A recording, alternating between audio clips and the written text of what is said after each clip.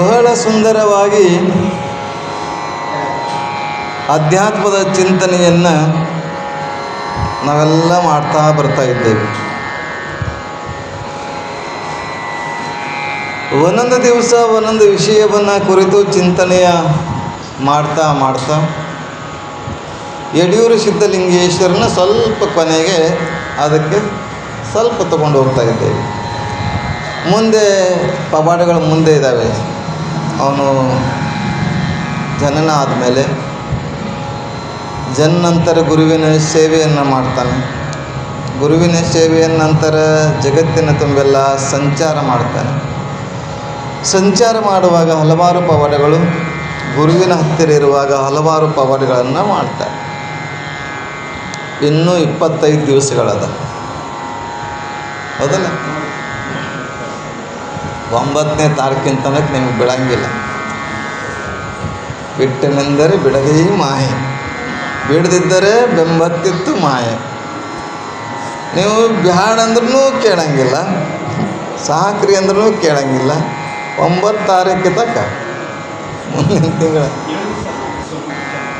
ಇಲ್ಲಿ ಬಿಡು. ಅದಕ್ಕೆ ಚರ್ಚೆ ಮಾಡ್ತೀವಿ. 7ರಾಗಲಿ 8ರೇ ಆಗಲಿ 10ರೇ ಆಗಲಿ, ಆಮೇಲೆ 9 ತಾರೀಕು ತನಕ ಮುಗಿಯಂಗಿಲ್ಲ. ಅಷ್ಟು ತಿಳ್ಕೊಳ್ರಿ ಸುಮ್ಮನೆ.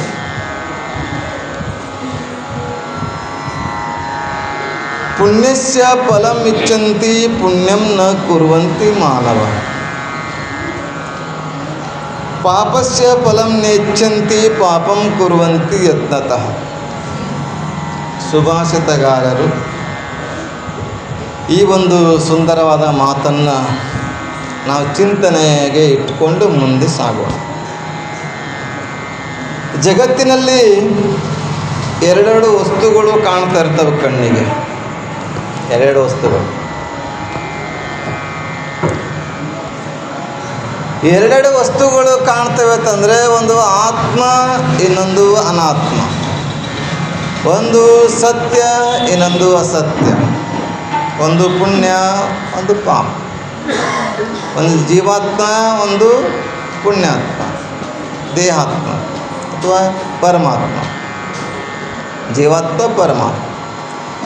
ಹೀಗೆ 2 ವಸ್ತುಗಳನ್ನು ನೋಡ್ತಾ ಹೋದಾಗ ಸುಭಾಷಿತಗಾರರು ಇಲ್ಲಿ 2 ಮಾತು ಹೇಳ್ತಾರೆ ಪಾಪ ಪುಣ್ಯದ ಬಗ್ಗೆ.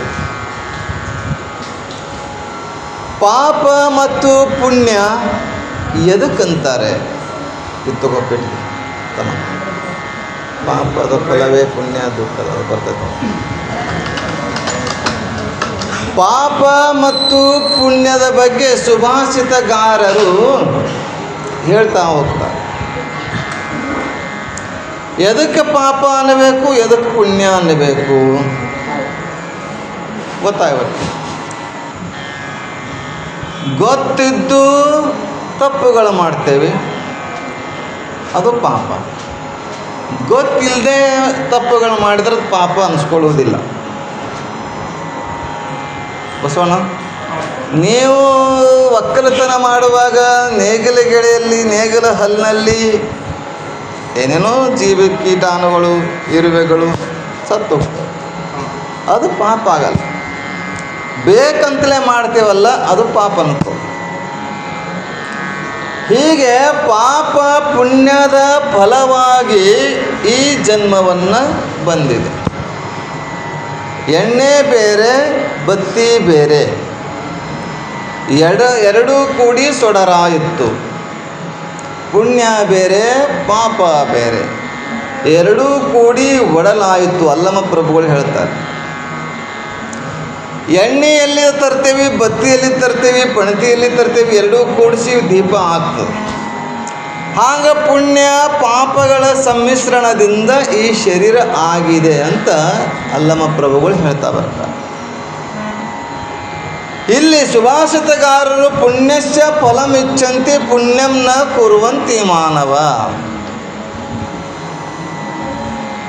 ಪುಣ್ಯ ಫಲ ಬೇಕು ಅಂತೇಳಿ, ಆದರೆ ಪುಣ್ಯ ಮಾಡಬೇಕು. ಏನು ಪುಣ್ಯ ಮಾಡಿದ್ರೆ ಫಲ ಸಿಗ್ತದೆ, ಅದು ಬೇಕಲ್ಲ. ಪುಣ್ಯ ಮಾಡಿರಿ, ಪುಣ್ಯ ಮಾಡಿರಿ ಅಂತ ಎಲ್ಲರೂ ಹೇಳ್ತಾ ಬರ್ತಾರೆ. ಏನು ಪುಣ್ಯ? ಪುಣ್ಯ ಎತ್ತಿ ಕೊಡೋದು ಪುಣ್ಯ ಅಲ್ಲ, ದಾನ ಧರ್ಮಗಳು ಮಾಡ್ತೇವಲ್ಲ ಅದು ಪುಣ್ಯ ಅಲ್ಲ.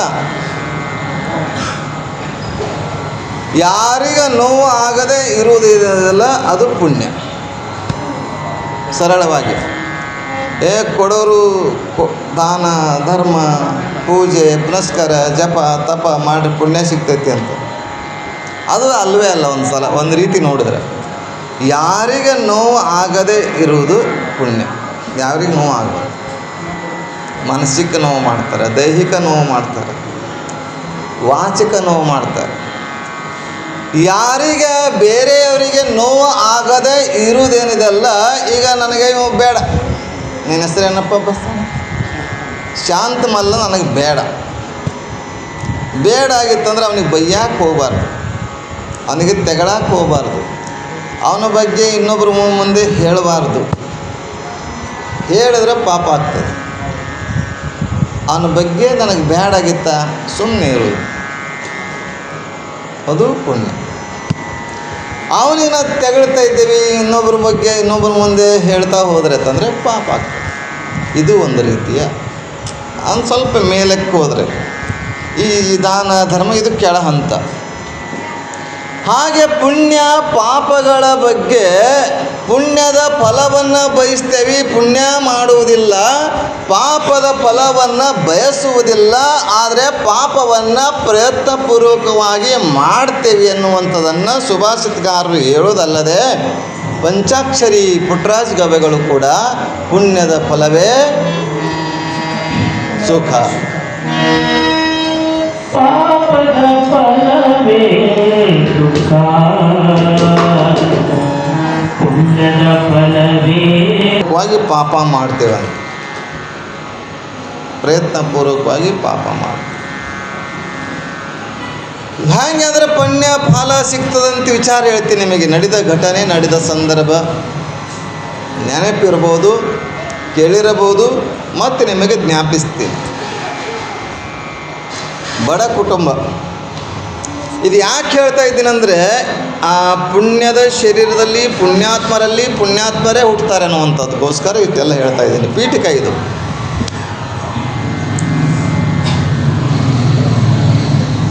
ಬಡ ಕುಟುಂಬ,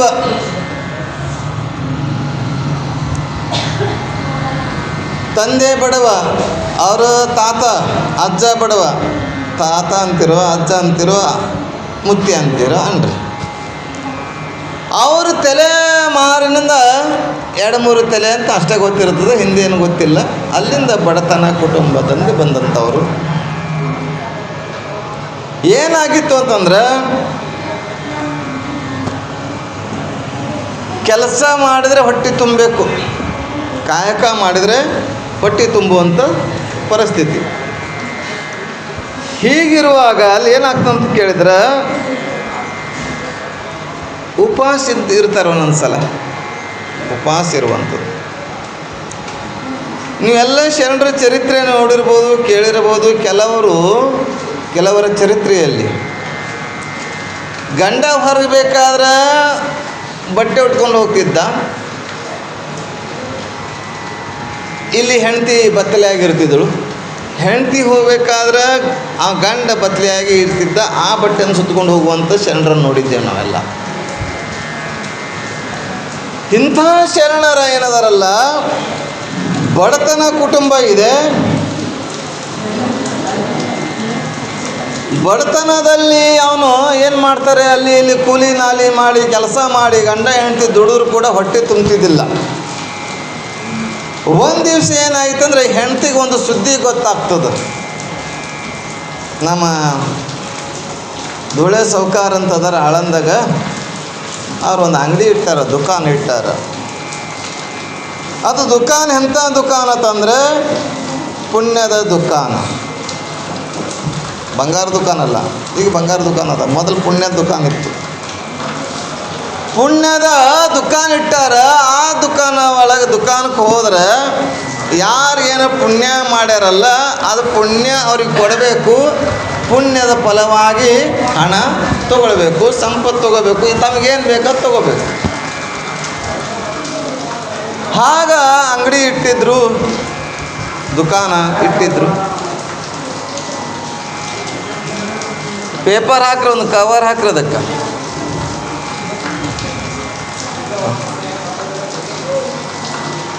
ಹೀಗೆ ಎಲ್ಲ ಕಡೆ ಸುದ್ದಿ ಹೋಗಿತ್ತು. ಈ ಬಡ ದಂಪತಿಗಳಿಗೆ ಗೊತ್ತಾಯ್ತು ರೀ. ಸಾವ್ಕಾರು ಹಿಂಗೆ ಅದಾರೆ, ಗುರುನಾಥ್ ಸಾವ್ಕಾರ್ ಅಂತ ಅದಾರ. ಅವರು ದುಕಾನ್ ಇಟ್ಟಾರಂತ. ಅದು ಪುಣ್ಯದ ದುಕಾನ. ಮಾರಿ ಆ ಕಡೆ ಮಾಡಿರೋದ್ರ ಹೊರಗೆ ಪುಣ್ಯದ ದುಕಾನ. ಹಾಂ, ಸರಿ ಸರಿ, ಕೇಳಿಸ್ತದೆ.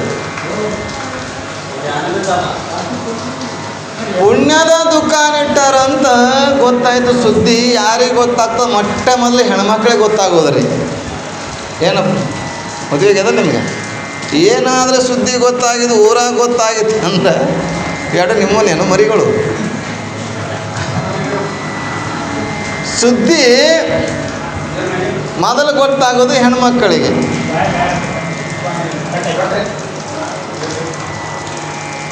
ಆ ಹೆಣ್ಮಕ್ಳಿಗೆ ಗೊತ್ತಾಯ್ತು ರೀ.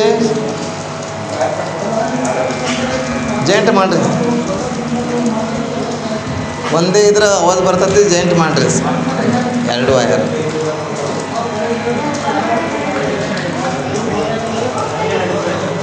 ಹೀಗೆ ಹೆಂಡತಿ ಗೊತ್ತಾಯ್ತು, ಗಂಡಿಗೆ ಹೇಳ್ತಾಳೆ, ರೀ ಬಸವಣ್ಣ ಶಾಂತಮಲ್ಲ ರೀ, ಅಲ್ಲಿ ಸಾವ್ಕಾರ ಒಂದು ದುಕಾನ್ ಇಟ್ಟರಂತ, ಪುಣ್ಯದ ದುಕಾನ್ ಅಂತ. ನಾವು ಪುಣ್ಯ ಮಾಡಿದವ್ರಿಗೆ ಹೇಳಬೇಕಂತ ಅವ್ರು ಪುಣ್ಯದ ಫಲವಾಗಿ ರೊಕ್ಕ ಕೊಡ್ತಾರೆ. ಏನು ಬೇಕಲ್ಲ ಜೀವನಕ್ಕೆ ಕೊಡ್ತಾರೆ. ಆಗ ಗಂಡ ಅಂತಾನೆ, ನಾವು ಏನು ಪುಣ್ಯ ಮಾಡಿದ್ದೇವೆ? ಯಾರಿಗೂ ದಾನ ಮಾಡಿದವರಲ್ಲ, ಯಾರಿಗೂ ಬಟ್ಟೆ ಕೊಟ್ಟವರಲ್ಲ, ಯಾರಿಗೂ ನೀರು ಕೊಟ್ಟವರಲ್ಲ, ಯಾರಿಗೂ ಒಳ್ಳೆ ಮಾತು ಹೇಳಿದವರಲ್ಲ. ಏನು ಮಾಡೇವಿ? ಏನಾದರೂ ಮಾಡಿದ್ರೆ ನಾವಲ್ಲಿ ಹೋಗಿ ಹೇಳಬೇಕು. ಅದರ ರೂಪವಾಗಿ ಪ್ರತಿಫಲವಾಗಿ ಅವ್ರು ಕೊಡ್ತಾರೆ. ಆದರೆ ಏನು ಮಾಡಬೇಕು ಅಂತ ಹೆಂಡತಿ ಏನು ಮಾಡ್ತಾಳೆ, ಏನಾರೇ ಮಾಡಿರಿ, ಹೋಗಿ ಹೇಳ್ರಿ, ನಾವು ಬಡವರಿದ್ದೇವೆ ಅಂತ ಕೊನೆಗೆ ಹೇಳ್ರಿ. ನಾವು ಬಡವರಿದ್ದೇವಂತ ಆದರೆ ಹೇಳ್ರಿ ತಂದಾಗ ಪಾಪ ಹೆಂಡತಿ ಹೋರಿ ಅಂತ ಕಳಿಸ್ತಾಳೆ ಒತ್ತಾಯ ಮಾಡಿ. ಹೋಗುವಾಗ ನಿನ್ನೆ ಮೊನ್ನೆ ಕೆಲಸ ಮಾಡಿದ್ದು, ಅಡುಗೆ ಮಾಡಿ ಉಳಿದಿದ್ದು ಹಿಟ್ಟಿತ್ತು, ಒಂದೇ ಒಂದು ರೊಟ್ಟಿ ಮಾಡಿ ಏನು ಮಾಡ್ತಾಳತ್ತಂದ್ರೆ, ಒಂದು ರೊಟ್ಟಿ ಮಾಡಿ ಮೆಣಸಿನ್ಕಾಯಿ ಚಟ್ನಿ ಕೊಟ್ಟು ಅದ್ರ ಮೇಲೆ ಹಚ್ಚಿ ಕಳಿಸ್ತಾಳೆ, ಹೋರಿ. ಅವನು ಅಲ್ಲಿಂದ ಬರಬೇಕು. ಬರುವಾಗ ಬುತ್ತಿ ತೊಗೊಂಡು ರೊಟ್ಟಿ, ಒಂದೇ ರೊಟ್ಟಿಯದ ಖಾರ ತೊಗೊಂಡು ಬರ್ತಾ ಇದ್ದಾನೆ. ತೊಗೊಂಡು ಬರಬೇಕಾದ್ರೆ ಬ್ಯಾಗ್ನಲ್ಲಿ ಹಾಕ್ಕೊಂಬಂದಿದ್ದಾನೆ. ಮಧ್ಯಾಹ್ನ ಬಿಸಿಲು ಹಸಿವೆ ಆಗೈತಿ. ಒಂದು ಗಿಡ ನೋಡ್ತಾನೆ, ಗಿಡದ ಕೆಳಗೆ ಕುತ್ಕೊಂಡು ಉಣಬೇಕು ಅಂತ ವಿಚಾರ ಮಾಡ್ತಾನೆ. ಉಣಬೇಕು ಅಂತ ತೆಗೆದು ನೋಡ್ತಾನೆ, ಬುತ್ತಿ ಬಿಚ್ಚಿದ್ದಾನೆ. ಆ ಬುತ್ತಿಯಲ್ಲಿ ಒಂದು ರೊಟ್ಟಿ ಹಿಂಗೆ ಒಂದಿತ್ತು, ಅದಕ್ಕೆಲ್ಲ ಅದನ್ನು ಖಾರ ಕಡೆ ಎಲ್ಲ ಕಡೆ ಸವರಿ ಮುರ್ಕೊಂಡು ತಿನ್ಬೇಕಂತಾನೆ.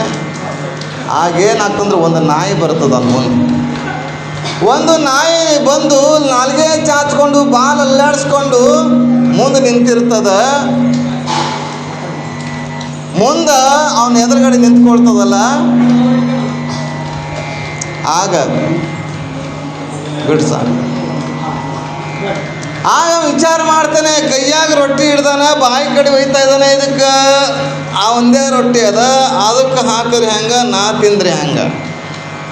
ನಾಯಿ ಎಲ್ಲಿಂದ ಬಂದಿತ್ತೋ ಗೊತ್ತಿಲ್ಲ. ಆದರೂ ವಿಚಾರ ಮಾಡ್ತಾನೆ, ಏನು ಮಾಡೋಣ? ಹೊಟ್ಟೆ ಇದು ಇಬ್ಬರಿಗೂ ತುಂಬಲ್ಲ. ಏನಾರು ಆದದ್ದಾಗಲಿ ಎಟ್ಟರ ತಿಂದು ಇದ್ದಷ್ಟ್ರಾಗ ಇಬ್ಬರು ಹಂಚ್ಕೊಂಡು ತಿನ್ನಬೇಕು ಅಂತ ಅರ್ಧ ಮುರಿತಾನೆ, ಅರ್ಧ ಏನು ಮಾಡ್ತಾನೆ ನಾಯಿಗೆ ಹಾಕ್ತಾನೆ. ನಾಯಿಗೆ ಅರ್ಧ ರೊಟ್ಟಿ ಹಾಕಿದ, ತಾನು ಅರ್ಧ ತಿಂದ, ನೀರು ಕುಡ್ದ, ನಡೆದ. ಎಲ್ಲಿಗೆ ಬಂದ? ಸಾವ್ಕಾರ ಹತ್ತಿರ ಬಂದ. ಸಾವ್ಕಾರ ಹತ್ತಿರ ಬಂದು ಹೇಳ್ತಾನೆ, ಸಾವ್ಕಾರ ನಾವು ಬಡವರಿದ್ದೇವೆ, ನಮಗೆ ಸಹಾಯ ಮಾಡಬೇಕು ಅಂತ ಕೈ ಮುಗಿದು ಕೇಳ್ತಾನೆ. ಸಾವ್ಕಾರ ಅಂತಾರೆ, ನಾ ಹಾಗೆ ಯಾರಿಗೆ ಕೊಡವಲ್ಲ, ನಾ ಹಾಗೆ ಯಾರಿಗೆ ಕೊಡಲ್ಲ. ಆದ್ರೆ ನೀವೇನಾದರೂ ಪುಣ್ಯ ಮಾಡಿದ್ರೆ ಹೇಳು, ಪುಣ್ಯದ ರೂಪವಾಗಿ ನಿನಗೆ ಕೊಡ್ತೀನಿ. ಹಾಗೆ ಕೊಡೋಂಗಿಲ್ಲ. ನಂದು ಷರತ್ತು, ನನ್ನ ನಿಯಮ ಐತಿ ಅದು. ಆಗ ಏನಿಲ್ಲರಿ ಈಗ ಸಾವ್ಕಾರ ನಾವು ಬಡವ್ರು ಇದ್ದೇವೆ, ನಾವು ಏನು ಪುಣ್ಯ ಮಾಡೇವಿ. ಒಂದು ದಿವಸ ನಾ ದೇವಸ್ಥಾನಕ್ಕೆ ಹೋಗಿ ಒಂದು ಊದಿನ ಕಡೆ ಹಚ್ಚಿಲ್ಲ, ಒಂದು ಕಾಯಿ ಹೊಡೆದಿಲ್ಲ, ನೈವೇದ್ಯ ಮಾಡಿಲ್ಲ. ಬೆಳಗ್ಗೆಯಿಂದ ಸಂಜೆಯವರೆಗೆ ದುಡಿದ್ರೆ ನನಗೆ ಹೊಟ್ಟೆ ತುಂಬಬೇಕು. ಎಲ್ಲಿದ್ದು? ನಮ್ಮ ಮುತ್ಯ ಬಡವ, ನಾನು ನಮ್ಮಪ್ಪ ಬಡವ, ನಾವು ಬಡವ.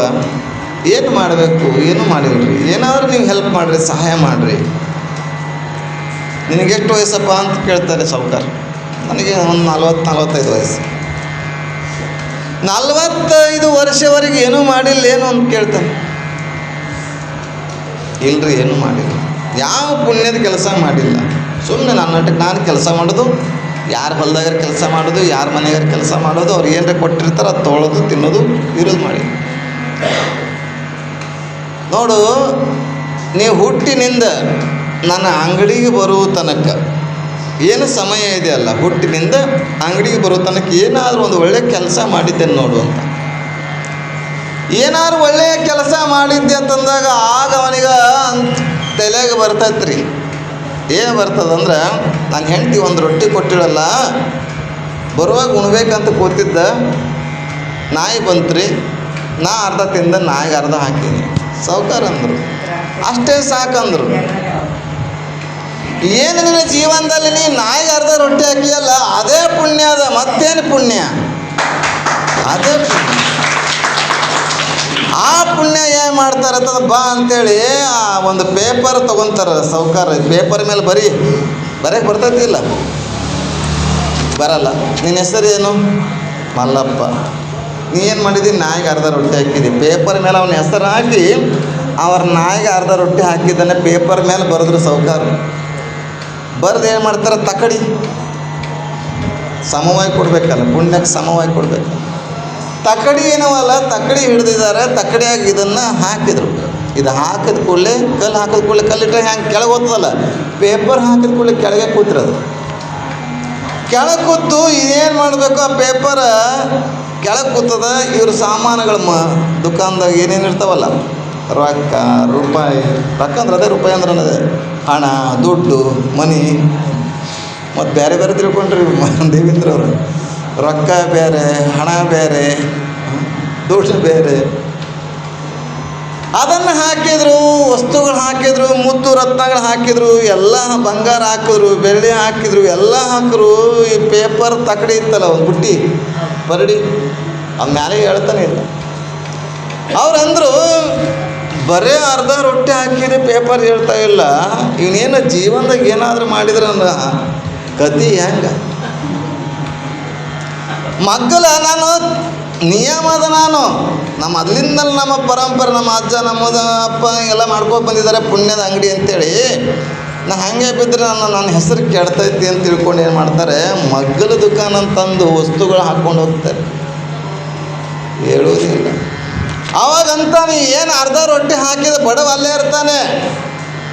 ನನ್ನ ಒಂದು ಅರ್ಧ ರೊಟ್ಟಿ ಹಾಕಿದ ಪುಣ್ಯ ಎಷ್ಟೊಂದು ವಸ್ತುಗಳು ಏರ್ತಾ ಇದ್ದಾವಂತಂದ್ರೆ, ಇದ್ಯಾಕೆ ನಾ ಮಾರ್ಕೊಳ್ಳಿ, ಪುಣ್ಯಕ್ಕೆ ಮಾರ್ಕೋಬೇಕು ಅಂತ ಸಾವ್ಕಾರ್ರೆ, ನಾನು ಪುಣ್ಯ ನಮ್ಮ ಹತ್ರ ಇರಲಿ, ನಿಮ್ಮ ವಸ್ತು ನಿಮ್ಮ ಹತ್ರ ಇರಲಿ ಅಂತ ಪೇಪರ್ ತೊಗೊಂಡು ಏನು ಮಾಡ್ತಾನೆ, ಕಿಶದ ಇಟ್ಕೊಂಡು ಬರ್ತಾನೆ ರೀ. ಬರುವಾಗ ದಾರ್ಯಾಗ ವಿಚಾರ ಮಾಡ್ತಾನೆ, ನಾನು ಹೆಂಡ್ತಿ ಹಾಗೆ ಬರಬೇಡ್ರಿ ಅಂತಂದಾಳ. ಇನ್ನೇನು ಮಾಡಬೇಕು? ಏನು ಮಾಡಬೇಕಂತ ಅವನಿಗೆ ಗೊತ್ತಾಗದೆ ಏನು ಮಾಡ್ತಾನೆ, ದೇವ್ರ ಇಚ್ಛೆ ಅಂತ ತಿಳ್ಕೊಂಡು ದಾರ್ಯಾಗ ಹೋಗುವನಗ ಒಂದು 3 ಕಲ್ಲು ತೊಗೊತಾನೆ. 3 ಕಲ್ಲು ತೊಗೊತಾನೆ, ಗುಂಡಗಲ್ಲ ಕೈಗೆ ಎತ್ತೆತ್ತವ ಅಷ್ಟು. 3 ಗುಂಡಗಲ್ಲ ತೊಗೊಂಡ ಏನು ರೊಟ್ಟಿ ಕಟ್ಟಿದ ಪವಾಡ ಇರ್ತದಲ್ಲ, ಪೌಡ್ ಅಂತೀರಿ, ಹಾಂ, ಪವಾಡ, ಆ ಅರಿವಿ ಒಳಗೆ ಕಟ್ಟಿ ಕೈ ಚೀಲ ಹಾಕ್ಕೊಂಡು ಬರ್ತಾನೆ ಮನೆ ದಾರಿ ಹಿಡ್ಕೊಂಡು. ಪಾಪ ಗಂಡ ಹೆಂಡತಿ ಕೆಲಸ ಮಾಡಿ, ಅವ್ರ ಮನೆಗೆ ಇವ್ರ ಮನೆಗೆ ಕೆಲಸ ಮಾಡಿ, ನನ್ನ ಗಂಡ ಏನಾದ್ರು ತೊಗೊಂಡು ಬರ್ತಾನೆ ಅಂತ ಅವನಿಗೋಸ್ಕರ ಒಂದಿಟ್ಟು ಅಡುಗೆ ಮಾಡಿ ಕಾಯ್ತಾ ಇರ್ತಾಳೆ. ಬಂದ ಕೂಡಲೇ ನೀರು ಕೊಟ್ಟಳು, ಉಣ್ರಿ, ತಡ ಆಯಿತು, ಊಟ ಮಾಡಿರಿ ಅಂತ ಕೊಡ್ತಾಳೆ. ಆ ಚೀಲೆಯನ್ನು ತೊಗೊಂಡಳೆಲ್ಲ ಊಟಕ್ಕೆ ಹಾಕ್ತಾಳೆ, ಕೈಕಾಲು ಮರಿ ಕೊಡ್ತಾಳೆ, ಊಟಕ್ಕೆ ಕೊಡ್ತಾಳೆ.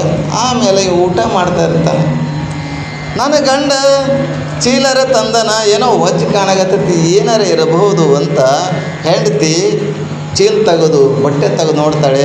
ಆಶ್ಚರ್ಯ ಆಗ್ತೈತಿ. ಆಶ್ಚರ್ಯ, ಏನಿವ 3 ಕಲ್ಲು ಒಯ್ದಿದ್ದಲ್ಲ, ಅವ ಏನಾಗಿತ್ತು ಅಂದ್ರೆ ಬಂಗಾರದ ಕಲ್ಲುಗಳಾಗಿದ್ದು. ಬಂಗಾರದ ಕಲ್ಲುಗಳಾಗಿದ್ದು. ಇದು ಅರ್ಧ ರೊಟ್ಟಿ ಹಾಕಿದರು.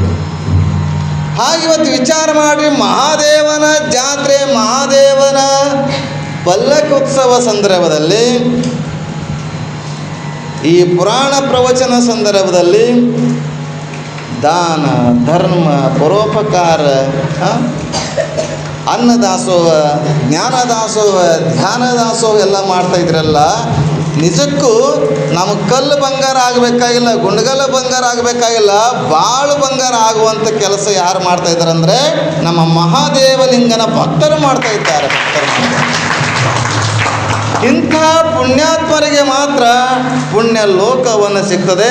ಪುಣ್ಯಾತ್ಮರಿಗೆ ಪುಣ್ಯ ರೀತಿಯ ಹೆಂಡತಿಗಳು ಸಿಗ್ತಾರೆ, ಪುಣ್ಯ ಮಕ್ಕಳು ಸಿಗ್ತಾರೆ, ಪುಣ್ಯಾತ್ಮರ ಎಲ್ಲ ಸಿಗ್ತದೆ ಅನ್ನುವಂಥ ಮಾತನ್ನು ಹೇಳ್ತಾರೆ. ಇಂಥ ಪುಣ್ಯಾತ್ಮರಾಗಿರುವಂಥ ಮಲ್ಲಿಕಾರ್ಜುನ ಜ್ಞಾನಂಬಿಯರ ಗರ್ಭದಲ್ಲಿ ಹಲವಾರು ಸತತವಾಗಿ ತಮ್ಮ ಜೀವನದಲ್ಲಿ ಪುಣ್ಯವನ್ನು ಮಾಡ್ತಾ, ಗುರು ಸೇವೆಯನ್ನು ಮಾಡ್ತಾ, ಲಿಂಗ ಪೂಜೆಯನ್ನು ಮಾಡ್ತಾ, ದೇವಸ್ಥಾನಗಳಿಗೆ ಹೋಗ್ತಾ ತಮ್ಮ ಕೈಲಾದ ಮಟ್ಟಿಗೆ ಸೇವೆಯನ್ನು ಮಾಡ್ತಾ ಇದ್ದಾರೆ. ಕೊರತೆ ಇತ್ತು. ಭಗವಂತನು ಸ್ವಪ್ನದಲ್ಲಿ ಬಂದಿದ್ದಾನೆ, ಆಶೀರ್ವಾದ ಮಾಡಿದ್ದಾನೆ. ಅದಕ್ಕೆ ಹೇಳಿದ್ದಾರೆ, ಮಾನವ ಜನ್ಮ ದೊಡ್ಡದು, ಇದು ಹಾನಿ ಮಾಡಲೇಬೇಡಿ. ಇದೇನು ಪಾಪ ಪುಣ್ಯ ಏನಿದೆಯಲ್ಲ ಪ್ರಾಣಿಗಳಿಗೆ ಗೊತ್ತಿಲ್ಲ. ಪ್ರಾಣಿಗಳಿಗಂತೂ ಗೊತ್ತಿಲ್ಲ, ಮನುಷ್ಯರಿಗೆ ಗೊತ್ತು. ಪಾಪ ಮಾಡಬೇಕು, ಪುಣ್ಯ ಮಾಡಬೇಕು, ಹೊಡಿಬೇಕು, ಬೈಬೇಕು, ಕೆಟ್ಟದ್ದು ತಿನ್ನಬೇಕು, ಒಳ್ಳೇದು ತಿನ್ನಬೇಕು, ಒಳ್ಳೇದು ನೋಡಬೇಕು, ಕೆಟ್ಟದ್ದು ನೋಡಬೇಕು, ಒಳ್ಳೇದು ಕೇಳಬೇಕು, ಕೆಟ್ಟದ್ದು ಕೇಳಬೇಕು. ಇದೆಲ್ಲ ಮನುಷ್ಯ ಜನ್ಮದ ಬಂದಾಗ ಮಾತ್ರ ಗೊತ್ತಾಗ್ತದೆ. ಇಂಥ ಜನ್ಮ ಇರೋದ್ರೊಳಗಾಗಿಯೇ ನಾವು ಏನಾದರೂ ಪುಣ್ಯ ಮಾಡಿದ್ರೆ ಪುಣ್ಯ ಲೋಕವನ್ನು ಪಡಿತೀವಿ, ಪುಣ್ಯಾತ್ಮರಾಗ್ತೇವೆ. ಅದಕ್ಕೆ ಹೇಳಿದ್ದಾರೆ, ಮಾನವ ಜನ್ಮ ದೊಡ್ಡದು, ಇದು ಹಾನಿ ಮಾಡಲೇಬೇಡಿ ಉತ್ಸಪ್ಪಗಳಿಗೆ. ಅದಕ್ಕೆ ಮನುಷ್ಯ ಜನ್ಮ ಶ್ರೇಷ್ಠ ಇದೆ. ಇದನ್ನು ಹಾಳು ಮಾಡಿಕೊಳ್ಳಾರದೆ ಪುಣ್ಯ ಪಾಪಗಳನ್ನು ಅರಿತು, ಆತ್ಮ ಅನಾತ್ಮಗಳನ್ನು ಅರಿತು, ಜ್ಞಾನ ಅಜ್ಞಾನವನ್ನು ಅರಿತು ನಾವು ಜೀವನ ನಡೆಸಬೇಕಾಗಿದೆ. ಎಂಥ ಮಾನವ ಜನ್ಮ ಇದು, ಏನು ಕೆಡಿಸಿರಪ್ಪಯ್ಯ ಹೇಳಿಲ್ಲ ಹೇಳ್ರಿ. ಇಂಥ ಮಾನವ ಜನ್ಮ ಇದು ಕೆಡಿಸ್ಬೇಡ್ರಪ್ಪ, ಕೆಡಿಸ್ಕೋಬೇಡ್ರಿ. ಇಂಥ ಶ್ರೇಷ್ಠವಾದಂಥ ಜನ್ಮವಿದೆ. ಈ ಜನ್ಮ ವಿರುದ್ಧರೊಳಗಾಗಿ ನಾವೊಂದಿಷ್ಟು ಒಳ್ಳೆಯ ಕಾರ್ಯವನ್ನು, ಪುರಾಣ ಪ್ರವಚನ, ಕೀರ್ತನ, ಭಜನೆ, ಒಂದಿಷ್ಟು ಪೂಜೆ ಇವೆಲ್ಲಗಳನ್ನು ಮಾಡ್ತಾ ಹೋದಾಗ ನಮಗೆ ಒಳ್ಳೆಯ ಲೋಕ ಸಿಗ್ತದೆ ಅನ್ನುವಂಥದ್ದನ್ನು ನೋಡ್ತೀವಿ. ಕಡಿಕೋಳ ಮಡಿವಾಳಪ್ಪನವರು ಏನೆಲ್ಲ ಸರ್ಪಭೂಷಣ ಶಿಬಿಗಳು, ನಿಜಗುಣ ದೇವರು, ನಿಜಗುಣ ಶಿಬಿಗಳು, ಎಲ್ಲಿ ಅವರು ಹೊರಗೆ ಹೋಗಿಲ್ಲ, ಎಲ್ಲ ಇಲ್ಲೇ ಹೇಳ್ಯಾರ, ದೇಹದ ಸಂಬಂಧಪಟ್ಟಂತೆ ಹೇಳ್ಯಾರ. ಕೊಡ ಯಾವುದು ಅಂತ ಕೇಳಿದರೆ ದೇಹ ಎನ್ನುವ ಕೊಡ ಧಾರಣೆ ಮಾಡ್ಕೊಂಬಂದೇವಿ, ಮನುಷ್ಯ ಎನ್ನುವಂಥ ಈ ಶರೀರ. ಇದನ್ನು ಎಚ್ಚರದಿಂದ ಇರಬೇಕಂದ್ರ ಆಮೇಲೆ ಹಸಿ ಕೊಡ ಅಂತ ಹೇಳಿದ್ರು ಅಲ್ವ. ಕೊಡ, ಮಣ್ಣಿನ ಕೊಡ ಹಸಿದಿತ್ತಂದ್ರೆ ನೀರು ಅದ್ರಾಗ ತುಂಬಕ್ಕಾಗಂಗಿಲ್ಲ. ಅದನ್ನು ಚೆನ್ನಾಗಿ ಸುಟ್ಟಾಗ ಮಾತ್ರ ಅದನ್ನು ನೀರು ಹಾಕ್ಲಿಕ್ಕೆ ಬರ್ತದೆ. ಈ ಶರೀರ ಎನ್ನುವ ಕೊಡ ಜ್ಞಾನರತ್ನದಿಂದ,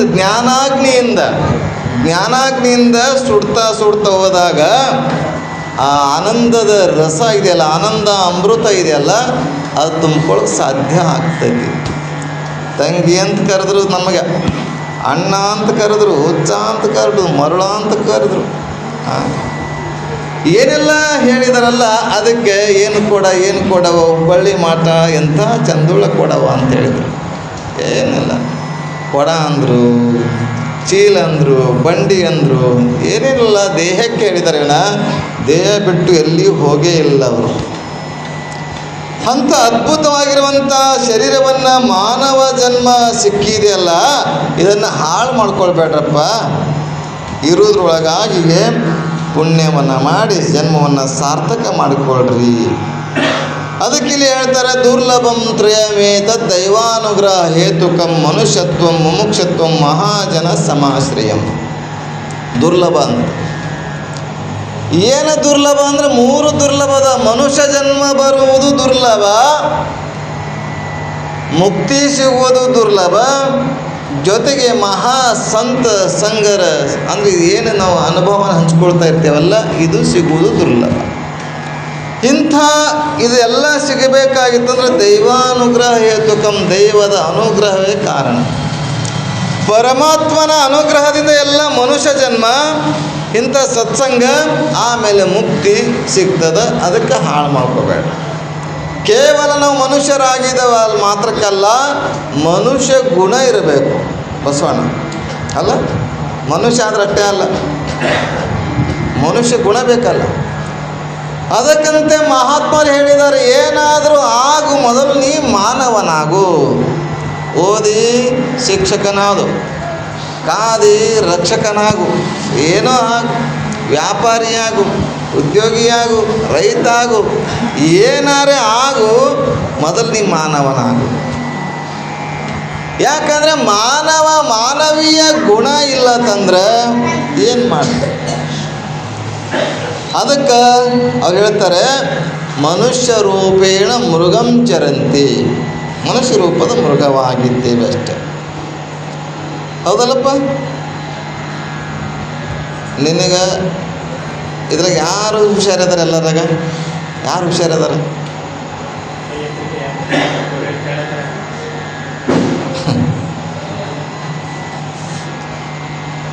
ಇಂಥ ಮನುಷ್ಯ ಜನ್ಮ ಅಂದರೆ ಎಲ್ಲ ಪ್ರಾಣಿಗಳಕ್ಕಿಂತ ಶ್ರೇಷ್ಠ ಅಂತೇಳಿ. ಎಲ್ಲ ಪ್ರಾಣಿಗಳಕ್ಕಿಂತ ಶ್ರೇಷ್ಠ ಅಂತಂದರೆ 84 ಲಕ್ಷ ಜೀವರಾಶಿಯಲ್ಲಿ ಇವನು ಎಲ್ಲವನ್ನು ನೋಡಿ ಕೇಳಿ ಹೇಳಿ, ಅದಕ್ಕೆ ಒಂದಲ್ಲ ಎರಡಲ್ಲ ಮೂರಲ್ಲ ನಾಲ್ಕಲ್ಲ 84 ಲಕ್ಷ ಜೀವರಾಶಿಯಲ್ಲಿ ಬಂದೇ ಉಣಬಾರದ ಭವಂಗಳ ಉಂಡೆ ಹಿಂದಣೆ ಏನಾದರೂ ಆಗಲಿ ಮುಂದೆ ನೀ ಕಲ್ಲು ಸಹ ಚೆನ್ನಮಲ್ಲಿಕಾರ್ಜುನ ಅಕ್ಕ ಮಾದಿ. ಇಷ್ಟು ಜನ್ಮದಲ್ಲಿ ಬಂದೇವಿ ಅನ್ನೋದಕ್ಕೆ ಸಾಕ್ಷಿನದವ. ಏನು ಮಕ್ಕಳೇ, ನಾವೆಲ್ಲ ಪ್ರಾಣಿ ಪಶು ಪಕ್ಷಿ ಗಿಡ ಮರ ಕ್ರಿಮಿ ಕೀಟ ಮೊದಲಾದ ಪತಂಗಾದಿಯಾಗಿ ನಿಜಗೊಂಡ್ರು ಹೇಳ್ತಾರೆ. ಈಗ ನಮ್ಮ ಹುಡುಗರು ಅದಾವ ತಿಳ್ಕೊಳ್ರಿ. ಹುಡುಗರೇ, ನಿಮಗೆ ಬೆಕ್ಕ ಅವ್ರು ದೊಡ್ಡವ್ರು ಮಾಡೋಂಗಿಲ್ಲ. ಬೆಕ್ಕ ಹೆಂಗೆ ಮಾಡ್ತದಪ್ಪ ಮಕ್ಕಳೇ? ನಿಮಗೆ ನೀನು ಹೇಳೋ ಕೆಂಪು ಟೀ ಶರ್ಟ್ ಬೆಕ್ಕ ಹೆಂಗೆ ಮಾಡ್ತಪ್ಪ? ಇಂಗ್ಲೀಷ್ದಾಗ ಕೇಳ್ಬೇಕು. ನೀ ಹೇಳ ಮಗ. ಬಸವಣ್ಣ ಚಂದ ಹೇಳ್ತಾನ ನೋಡು. ಬೆಕ್ಕ ಹೆಂಗೆ ಹೇಳ್ತದ? ನಾಯಿ ಹೆಂಗೆ ಮಾಡ್ತದ? ಕಾಗಿ ಹೆಂಗೆ ಮಾಡ್ತದ? ಕತ್ತಿ ಹೆಂಗೆ ಮಾಡ್ತದ? ನಿಮಗೆ ಏನಾದರೂ ಕೇಳಿರಿ, ಯಾವುದೇ ಪ್ರಾಣಿ ಕೇಳಿರಿ, ಅದು ಹಂಗೆ ಮಾಡ್ತದೆ ಹಿಂಗೆ ಮಾಡ್ತದೆ ಅಂತ ಹೇಳ್ತೀರಿ. ಅದೇ ನಾಯಿ ಹೋಗಿ ಕೇಳ್ರಿ ಮನುಷ್ಯ ಹೆಂಗೆ ಮಾತಾಡ್ತಾನಂತಂದ್ರೆ, ಬೆಕ್ಕಿ ಹೋಗಿ ಕೇಳ್ರಿ ಮನುಷ್ಯ ಹೆಂಗೆ ಮಾತಾಡ್ತಾನಂತಂದ್ರೆ, ಕತ್ತಿ ಹೋಗಿ ಕೇಳ್ರಿ. ಅವುಗಳಿಗೆ ಗೊತ್ತಿಲ್ಲ, ಅವು ಇನ್ನೂ ಬಂದಿಲ್ಲ ಆ ಜನ್ಮ. ಅದಕ್ಕೆ ಈ ಮಾನವನು ಎಲ್ಲ ಜನ್ಮಗಳ ತಿರುಗಿ ಬಂದಾನಂತಲೇ ಇದು ಎಲ್ಲ ಹೇಳ್ತಾನ. ಹೌದು, ಕಾಗಿ ಹೆಂಗೆ ಕೂಗ್ತದೆ, ಕತ್ತಿ ಹೆಂಗೆ ಒದರ್ತದೆ, ಕುದುರೆ ಹೆಂಗೆ ಮಾಡ್ತದೆ, ನಾಯಿ ಹೆಂಗೆ ಮಾಡ್ತದೆ, ಬೆಕ್ಕ ಹೆಂಗೆ ಮಾಡ್ತದೆ, ಇವೆಲ್ಲ ಹೇಳ್ತಾ ಇರೋದ್ರಿಂದ ಇವೆಲ್ಲ ಅನುಭವಿಸಿ ಬಂದಾನಂತಲೇ. ಈಗ ನಾ ಇಲ್ಲಿ ಕೂತ್ಕೊಂಡು ಪ್ರವಚನ ಮಾಡ್ತೀನಿ ಅಂತಂದ್ರೆ, ಹಿಂದಿನ ಜನ್ಮದಲ್ಲಿ ಏನೋ ಒಂದಿಷ್ಟು ಜ್ಞಾನದ ತಿಳುವಳಿಕಿತ್ತು, ಆ ಜ್ಞಾನ ಇನ್ನೊಂದಿಷ್ಟು ಹೆಚ್ಚಾಗಲಿ ಅಂತ ಈ ಜನ್ಮ ಕೊಟ್ಟಿರ್ಬೋದು, ಅಥವಾ ಏನೋ ಅರ್ಧಕ್ಕೆ ಉಳಿಸಿರ್ಬೋದು ಆ ಜನ್ಮದಲ್ಲಿ. ಹಾಗಾಗಿ ಎಲ್ಲ ಜನ್ಮಗಳನ್ನು ತಿರುಗಿ ಮನುಷ್ಯತ್ವ ಮುಮುಕ್ಷತ್ವ ಮಹಾಜನ ಸಮಾಶ್ರಯ ಅಂತ ಹೇಳ್ತಾರಲ್ಲ, ದುರ್ಲಭಂ ತ್ರಯಮೇತ ದೈವಾನುಗ್ರಹ ಹೇತುಕಂ. ಕಾರಣ ಯಾವನೋ ಒಬ್ಬಲ್ಲ, ಒಬ್ಬ ಅಗಸ ಮಡಿವಾಳ ಹಿಂದಿನ ಕಾಲದಲ್ಲಿ ಕತ್ತಿಗಳನ್ನು ಸಾಕ್ತಿದ್ರು. ಬಸವಣ್ಣ ಹಿಂದಿನ ಕಾಲದಲ್ಲಿ ಕುಂಬಾರು ಕತ್ತಿಗಳನ್ನು ಸಾಕ್ತಿದ್ರು, ಅಗಸರು ಕತ್ತಿಗಳನ್ನು ಸಾಕ್ತಿದ್ರು, ಕಾರ್ಮಿಕ ವರ್ಗಕ್ಕೆ ಸೇರಿದವರೆಲ್ಲ ಕತ್ತಿಗಳನ್ನು ಸಾಕ್ತಿದ್ರು. ಯಾಕಂದ್ರೆ ಅದಕ್ಕೆ ಭಾರ ಹೊರಕ್ಕೆ ಶಕ್ತಿವಂತ ಪ್ರಾಣಿ. ಒಬ್ಬ ಅಗಸ ಒಂದು ಕತ್ತಿ ಸಾಕಿದ್ದ ಹಿಂದಿನ ಕಾಲದಲ್ಲಿ. ಅವನೇನು ಮಾಡ್ತಿದ್ದ, ಬಟ್ಟೆಗಳನ್ನು ತೊಳೆದು ಅದ್ರ ಮೇಲೆ ಹಾಕೋದು, ಮನೆ ಹೋಗಿ ಕೊಡ್ತಿದ್ದ. ಮುಂದೆ ಏನಾಯಿತು ಅಂದ್ರೆ ಅವನಿಗೆ ಮೈಸೋದು ಕಷ್ಟ ಆಗಿತ್ತು. ಅವನಿಗೆ ಹೊಲ ಇರಲ್ಲ, ಏನಿರಲ್ಲ. ಮೊದಲಿನ ಕಾಲದಲ್ಲಿ ಎಲ್ಲರೂ ಕೆಲಸ ಮಾಡಬೇಕು. ಅವರು ಏನು ಕೊಟ್ಟಿದ್ದು, ವರ್ಷಕ್ಕೊಂದು ಚೀಲ ಜೋಳ, ಅಕ್ಕಿ, ಗೋಧಿ ಏನು ಕೊಡ್ತಿದ್ರು, ಬಟ್ಟೆ ಕೊಡ್ತಿದ್ರು, ಊಟ ಕೊಡ್ತಿದ್ರು. ಅದ್ರ ಮೇಲೆ ಜೀವನ. ಒಂದು ಸಲ ಈ ಕತ್ತಿಗೆ ಅವನು ಮೈಸೂದಂಥದ್ದು ವಿಚಾರವಾಗಿ ಬಿಟ್ಬಿಡ್ತಿದ್ದ. ಊರಾಗ ಅಲ್ಲಿ ಇಲ್ಲಿ ಮೈಕೊಂಡು ಬರ್ತಿತ್ತು. ಒಂದು ಸಲ ಏನಾಗಿತ್ತು, ಆಕಸ್ಮಿಕವಾಗಿ ಕೇಳಿ ಬಸವಣ್ಣ, ಆಕಸ್ಮಿಕವಾಗಿ ಅವನಿಗೆ ಹುಲಿ ಚರ್ಮ ಸಿಗ್ತೈತಿ. ಹುಲಿ ಚರ್ಮ ಸಿಕ್ತು. ಅವನು ಒಳ್ಳೆ ಉಪಾಯ ಮಾಡ್ದ. ಏನಂತಂದ್ರೆ ಹುಲಿ ಚರ್ಮ ಸಿಕ್ಕದ, ಒಳಗಿನ ಮಾಂಸ ಎಲ್ಲ ಒಣಗಿತ್ತು, ಹೋಗಿತ್ತು, ಮೂಳೆಗಳೆಲ್ಲ ಮ್ಯಾಲಿನ ಚರ್ಮ ಅಟ್ಟೆ ಸಿಕ್ಕಿತ್ತು. ಅದು ಮನೆಗೆ ತಂದು ಎಲ್ಲ ಸರಿಯಾಗಿ ಕ್ಲೀನ್ ಮಾಡಿ, ರಾತ್ರಿ ಹೊತ್ತಿನಾಗ ಏನು ಮಾಡ್ತಾನೆ, ಕತ್ತಿ ಮಯಕ್ಕೆ ಬಿಟ್ಟರು ಹೊಲ್ದಾಗ ಓಡಿಸ್ತಾರೆ ಅಂತೇಳಿ ರಾತ್ರಿ ಹೊತ್ತದಕ್ಕೆ ಕತ್ತಿ ಮೇಲೆ ಹೊದಿಸ್ತಾನೆ. ಕತ್ತಿಗೆ ಹುಲಿಯ ಚರ್ಮವನ್ನು ಹೊದಿಸಿ ಮೊಯ್ಯಾಕೆ ಬಿಡ್ತಾನೆ. ಆಗ ಜನರು ಏನು ತಿಳ್ಕೊಂಡ್ರು, ಹುಲಿ ಬಂದದ ಊರಾಗ ಅಂತೇಳಿ 8 ಗಂಟೆ 9 ಗಂಟೆ ಆಗಿದ್ರೆ ಬಾಕಲು ಹಾಕಿಬಿಡ್ತಿದ್ರು. ಇದು ಆರಾಮಾಗಿ ಎಲ್ಲ ಕಡೆ ಮೈಕೊಂಡು ಹೊಲಕ್ಕೆ ಹೋಗಿ ಎಲ್ಲರ ಮಳೆ ಬೆಳೆಗೆಲ್ಲ ತಿಂದು ಆರಾಮಾಗಿ ದಷ್ಟು ಆಗಿ ಶುರು ಆಯಿತು. ಹಿಂಗೆ ನಡೀತ್ರಿ. ಎಲ್ಲರ ಬಾಯಾಗ ಹುಲಿ ಬಂದದ, ಊರಾಗ ಹುಲಿ ಹೊಕ್ಕ್ಯದ ಅಂತೇಳಿ ಶುರು ಮಾಡಿದ್ರು. ಎಲ್ಲರ ಭಯಭೀತ. ಅದ್ರಾಗ ಒಬ್ಬ ಸಾವ್ಕಾರದಲ್ಲ, ನಮ್ಮ ದುಳೆ ಸಾವ್ಕಾರ ಅಂತವ್ರು ಹುಷಾರಿ. ಅವ್ರು ಮಾತಾಡಂಗಿಲ್ಲ ರೀ, ಭಾಳ ಹುಷಾರದ. ಮಾತು ಕಡಿಮೆ, ಕೆಲಸ ಜಾಸ್ತಿ. ಮಾಡಿ ತೋರಿಸ್ಬೇಕು. ಅವ್ರು ಅಂದರು, ಎಲ್ಲಪ್ಪ ಎಲ್ಲರೂ ಕರೆದ್ರು, ಹುಲಿ ಅಂತೇಳಿ ನಾವು ಹೆದರ್ತಾ ಇದ್ದೇವೆ. ಇದು ಹುಲಿಯದೋ ಏನದೋ ಗೊತ್ತಾಗ್ತಾ ಇಲ್ಲ ನಮಗೆ. ರಾತ್ರಿ ಅಷ್ಟೇ ಕಾಣ್ತದೆ. ಆದರೆ ಇಲ್ಲಿವರೆಗೆ ನಮ್ಮ ಊರಾಗ ಒಂದು ಆಕಳ ಕುರಿ ಹೋಗಿಲ್ಲ, ಸತ್ತಿಲ್ಲ. ಅದು ಹುಲಿ ಅಂದ್ರೆ ಮಾಂಸಾಹಾರಿ. ಆದ್ರೆ ನಮ್ಮ ಊರಾಗ ಏನಾಗ್ತಂದ್ರೆ ಬೆಳೆಗಳೆಲ್ಲ ನಾಶ ಆಗತ್ತೈತಿ. ಇದೇನೋ ಕುತಂತ್ರ ಇರಬೇಕು ಅಂತ ಸರ್ಕಾರ ಎಲ್ಲರೂ ಕರೆದು ವಿಚಾರ ಮಾಡೋದು. ನೋಡ ಅಂತ ಎಲ್ಲರೂ ಏನು ಮಾಡಿದ್ರು, ಸಾಯಂಕಾಲ ಆಗೋಕ್ಕಿಂತ ಪೂರ್ವದಲ್ಲಿ ಬೆಳಕಿರೋದ್ರಾಗ ಏನು ಮಾಡ್ತಾರೆ, ಅವ್ರವ್ರು ಹೊಲದಾಗ ಬಡಗಿ ಬಂದೂಕ ತೊಗೊಂಡು ಕೂತಾರಂತೆ. ಬಂದೂಕ ಬಡಗಿ ಎಲ್ಲ ತೊಗೊಂಡು ಗಿಡದಾಗ ಕೂತರು. ನೋಡೋಣ ಎಂಥ ಹುಲಿ ಬರ್ತದೆ ಅಂತೇಳಿ ಎಲ್ಲ ರೆಡಿಯಾಗಿ ಕೂತಿದ್ರು. ಇವ ಆಗಸ ಹೊದಿಸಿಬಿಟ್ಟ, ಚರ್ಮ ಹೊದಿಸಿಬಿಟ್ಟ, ಮೈಯಾಕೆ ಬಂತ್ರಿ. ಬೆಳೆದಿಂಗಳ ಹೊತ್ತು ಚೆಂದಾಗಿ ಮೈಯಾಗತ್ತು. ಇದ್ರಾಗ ಏನೋ ಮೋಸದಂತ ಒಬ್ರಿಗೊಬ್ರು ಅಲ್ಲೇ ಸೊನ್ನೆ ಮಾಡ್ಕೊಂಡು ಮಾತಾಡ್ತಾಯಿದ್ರು. ಆನಂದವಾಗಿ ತಿಂದು ಹಾಡಕ್ಕೆ ಶುರು ಮಾಡ್ತೀರಿ. ಅದು ಹಾಡ್ತದೆ. ಹೆಂಗೆ ಹಾಡ್ತದಪ್ಪ ಕತ್ತಿ? ಹಾಡಕ್ಕೆ ಶುರು ಆಯಿತು. ಇವರೆಲ್ಲ ಗಿಡದಾಗ ಏರಿರೋದಲ್ಲ, ಕೆಳಗೆ ಗಿಡದಾಗ ಬಡಿದರು. ಮೊದಲೇ ಕತ್ತಿ ಒದರಾಗ ಶುರು ಮಾಡ್ತು. ಅವ್ರಿಗೆ ಗೊತ್ತಾಗ್ತಿದ್ದು ಕತ್ತಿ ಯಾರು ಅಂತ ಗೊತ್ತಾಯಿತು. ಅಗಸನ ಮನೆಗೆ ಹೋಗಿ ಅವನಿಗೆ ಶಿಕ್ಷೆ ಕೊಡ್ತಾರೆ. ಹಾಗೆ ಇದು ಯಾಕೆ ಹೇಳ್ದತ್ತಂದರೆ, ಕತ್ತಿ ಅಂದ್ರೆ ಆ ಕತ್ತಿ ಅಲ್ಲ, ಅಲ್ಲಿ ಹೇಳಿದ್ರು ಬಸವಣ್ಣ, ಇದು ಶರೀರ ಎನ್ನುವ ಕತ್ತೆ. ಇದಕ್ಕೇನು ಮಾಡಿ ಅಂದ್ರೆ ಮನುಷ್ಯನನ್ನುವಂಥ ಚರ್ಮ ಹೊದಿಸ್ಬಿಟ್ಟೇವಿ. ಮಾನವನಂಗೆ ಕಾಣಬೇಕಲ್ಲ, ಮಾನವನಂಗೆ ಕಾಣಲಿ ಅಂತ ಇದಕ್ಕೆ ಚರ್ಮ ಹೊದಿಸಿ ಬಿಟ್ಟೇವಿ. ಮನುಷ್ಯ ಅಂತ ಕರಿತಾ ಇದ್ದೇವೆ. ಇದಕ್ಕೆ ನೀನು ಮನುಷ್ಯ ಆಗಿಲ್ಲಪ್ಪ, ಅದಕ್ಕೆ ನೀ ಮೊದಲು ಮನುಷ್ಯನಾಗು, ಮಾನವನಾಗು,